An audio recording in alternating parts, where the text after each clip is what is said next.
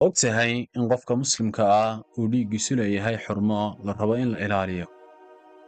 xadiiskan uu warinaya cabdulaahi bn mascuud ilaahay ka raali noqdee waxa uu yidhi rasuulka ilaahay laa yaxillu damu imri'in muslimin ila biixdaa halaatin athayibu الzaani النفس بالنفس التارك لدينه المفارق للجماعة.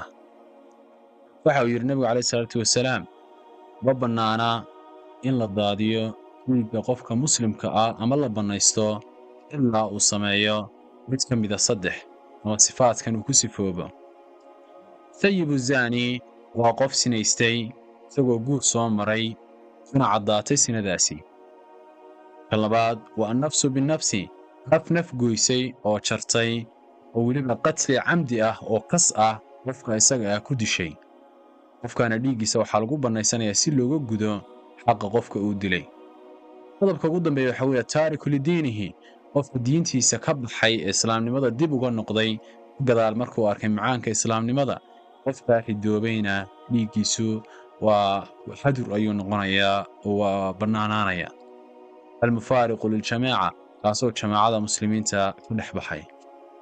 sidaa darteed qaabka xadka looga oogayo oo loo dilayaa waa qaab waxa weeyaan nidaam islaamiya loo marayo ama dowlad islaami ahe ay fulinayso.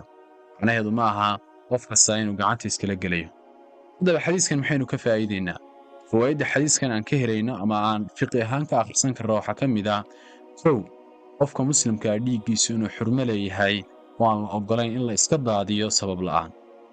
qodobka labaad waxaan ka faa'iidaynaa saddexdan dembi ee waaweyn ee kabaa'irta ah in qofku ka digtoonaado oo uu iska ilaaliyo maadaama uu ku sababsanayo in xitaa dhiiggiisa la daadin karo oo la bannaysan karo amase xadka laga oogi karo. haddaba waxaan rajaynaya inay xadiiskan ka faa'iideen waana mid ka mida silsiladda barnaamijkeenna xadiisun wa fawaa'id. aad baa u mahadsantihiin.